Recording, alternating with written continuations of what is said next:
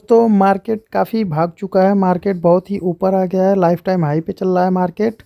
और देखिए सारे स्टॉक्स भी लगभग भाग चुके हैं, बहुत कम ही ऐसे स्टॉक हैं जो अंडर वैल्यूड हैं, अभी भी उनमें भागने की जगह बाकी है। तो हम एक ऐसे स्टॉक के बारे में डिस्कस करेंगे जिसका वैल्यूएशन भी अभी बहुत कम है और काफ़ी शानदार सेक्टर से आता है और काफ़ी शानदार अभी रिटर्न आगे दे सकता है। ये आपने देखा होगा फाइनेंशियल वगैरह काफ़ी ज़्यादा चल चुके हैं। आईटी और केमिकल फर्टिलाइज़र ये सब शेयर अभी बहुत से ऐसे हैं जो चले नहीं हैं।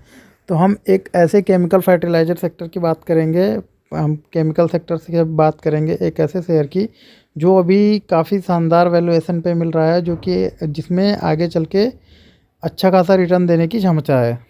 तो इसमें कहीं ऐसा ना हो कि इसमें भी तेज़ी छूट जाए, तो इस सेक्टर को हम देखते हैं, इस शेयर के बारे में हम कुछ रिपोर्ट्स देख लेते हैं कि इसकी क्या ग्रोथ है। तो जो इसकी मार्केट कैप है वो 8,900 करोड़ की है। स्टॉक का जो पी है 8 का है। स्टॉक का आरओसी अगर आप देखते हैं तो 13% का है। करंट प्राइस अगर आप इसका देखते हैं 224 रुपये है। इसका बुक वैल्यू अगर आप देखते हैं 309 रुपये का है। और वहीं आप जो देखते हैं आरओई इसका तो 10% का है। 52 वीक का हाई और लो अगर देखते हैं स्टॉक का 239 का हाई है और 116 का लो है। अगर इसका डिविडेंड यील्ड आप देखेंगे तो 4.46 है।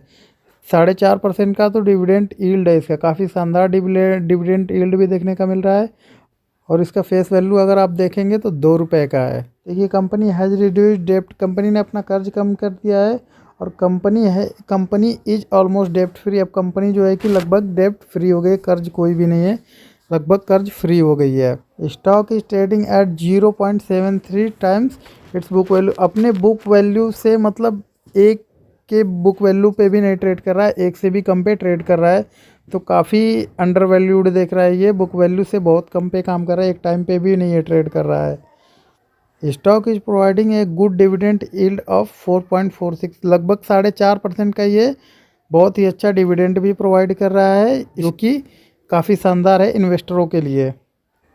Company has delivered good profit growth of 22% CAGR over the last 5 year. देखिए 22% का लगभग CAGR से ये ग्रोथ करती आ रही है लास्ट 5 ईयर से।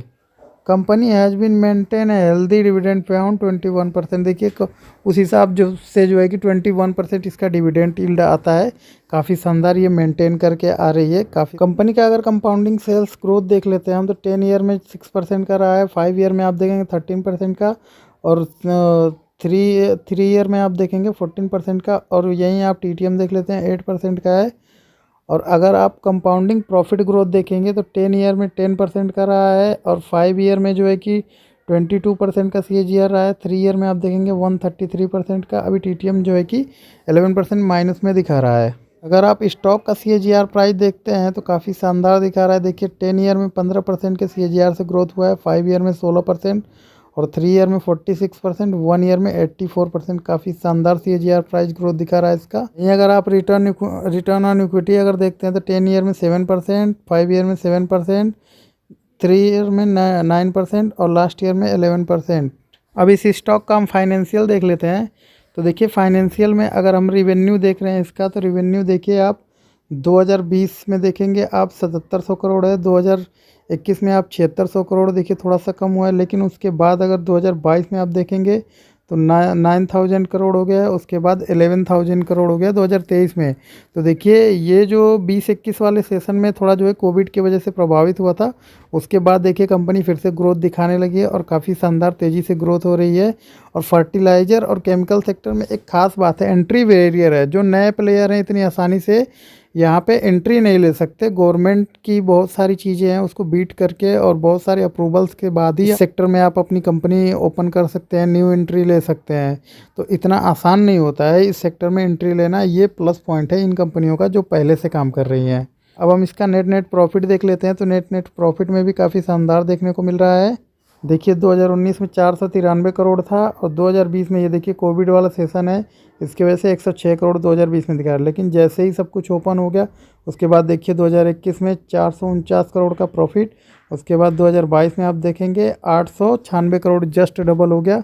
उसके बाद 23 में आप देखेंगे तो 1262 करोड़।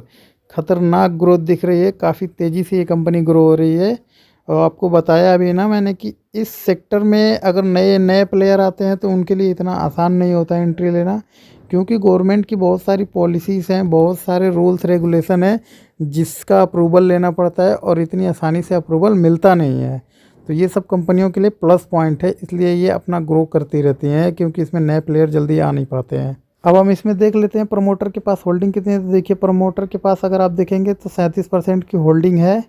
और वहीं आप अगर देखते हैं कि FIIs अगर आप देखेंगे FIIs के पास, तो FIIs के पास 20% है। और यहीं आप DIIs के पास देखेंगे तो DIIs ने लगातार होल्डिंग बढ़ाई है और DIIs के पास लगभग 9% की होल्डिंग पड़ी हुई है। ये देखिए मार्च जून सितंबर लगातार जो है कि ये अपनी होल्डिंग इसमें बढ़ाते आ रहे हैं। DIIs बोले तो जो इंडिया के बड़े निवेशक हैं, म्यूचुअल फंड्स हैं, बड़े फंड हाउस हैं, वो हमारे DIIs हैं इंडिया के, वो बड़े निवेशक को ही DIIs बोलते हैं।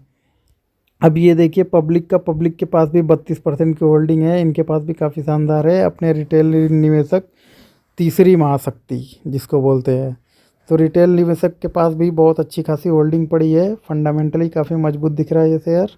अब हम इनके कॉर्पोरेट एक्शन देख लेते हैं। तो देखिए जो है कि 7 नवंबर को क्वार्टरली रिजल्ट आया था, ये दिखा रहा है। अब डिविडेंड पे आउट देखते हैं। देखिए डिविडेंड का जो पे आउट है, अभी देखिए लगातार डिविडेंड कंपनी मेंटेन करते आ रही है। और देखिए 2023 में 10 रुपये का डिविडेंड, इतना बड़ा डिविडेंड इसने दिया है।